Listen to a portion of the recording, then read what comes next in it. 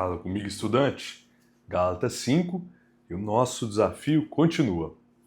Nós chegamos a um episódio especial dessa carta que Paulo coloca diante de nós a nossa condição, o nosso status de libertos, chamados para a liberdade, mas ele faz um alerta muito importante, porque ele está indo de um extremo para algo equilibrado.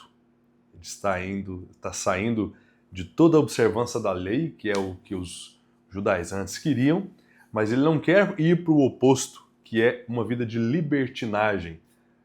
De um lado, nada pode, de outro, tudo pode. Ele quer que nós tenhamos prudência, sensatez e uma compreensão de que nenhum de nós fomos chamados para uma vida desleixada, onde nós não temos que nos preocupar com a nossa moral, com a nossa ética, com o certo e com o errado. E ele vai desenvolver, nesse capítulo, questões práticas de como seria esse viver de acordo com uma visão equilibrada e uma vida libertina. E ele diz, vocês não foram chamados para a libertinagem. Não usem da liberdade que vocês conquistaram para dar ocasião à carne.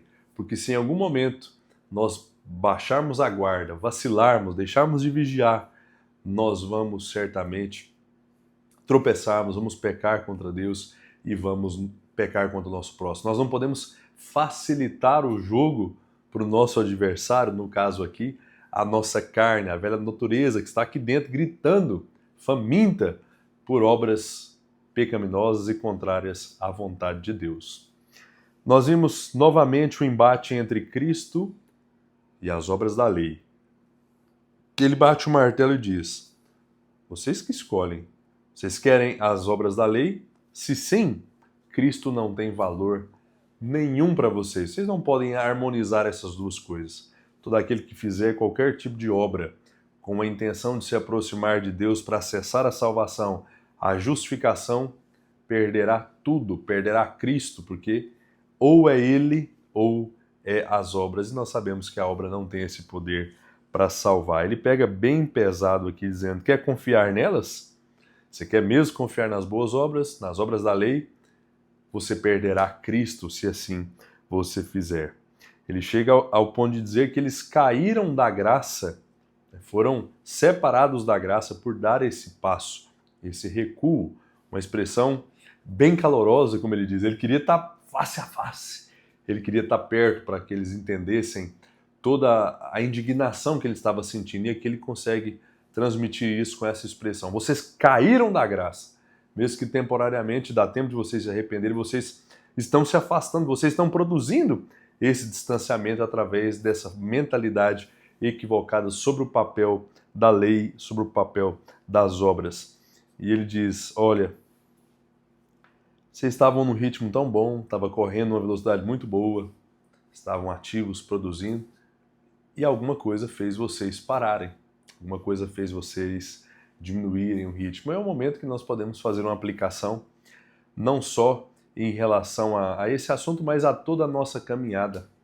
Talvez alguns de nós, há um tempo atrás, estávamos num ritmo bem mais embalado, bem mais rápido, produzindo vários frutos do Espírito, que é o que nós veremos aqui, e talvez de pouco a pouco nós fomos nos cansando, diminuindo o ritmo, até que muitos de nós estejam quase parando nessa caminhada cristã. É o momento de nós refletirmos e ver o que tem feito, o que tem prejudicado o nosso andamento, a nossa caminhada cristã. Aqui ele faz esse questionamento e dizendo, não precisa de muito para vocês pararem de correr, abandonar a corrida.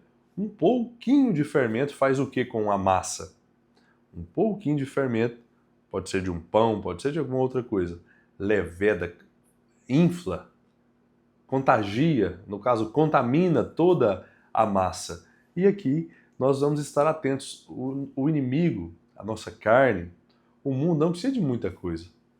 Pouca coisa é suficiente para que nós chegamos ao ponto de parar, diminuir o ritmo até o ponto de parar e abandonar a nossa caminhada. Ele faz agora um teste, nós temos uma espécie de termômetro onde ele coloca de um lado as obras da carne e de outro o fruto do Espírito.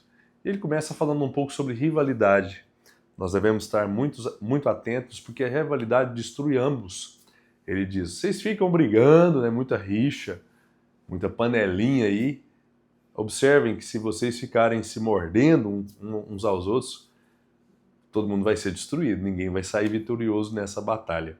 Depois de falar sobre várias obras da carne, ele fala sobre alguns frutos do Espírito já mencionados por Jesus. Nós veremos outras passagens que faz esse resumão de um lado negro, um lado escuro, um lado da carne, um lado do Espírito, e aqui acontece isso.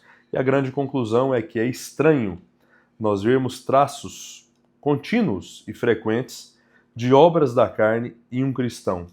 Porque ele diz, os que são de Cristo já crucificaram a carne. Eu sei que pode acontecer, eventualmente vai acontecer, mas quando nós falamos sobre essa lista horrorosa de obras da carne, ver coisas dessa lista de forma contínua na vida de um indivíduo que se diz cristão, abre uma grande interrogação, se de fato essa pessoa é de Cristo, está firmada na obra dele e pode ser considerado um salvo. Que Deus nos ajude na continuidade do nosso desafio.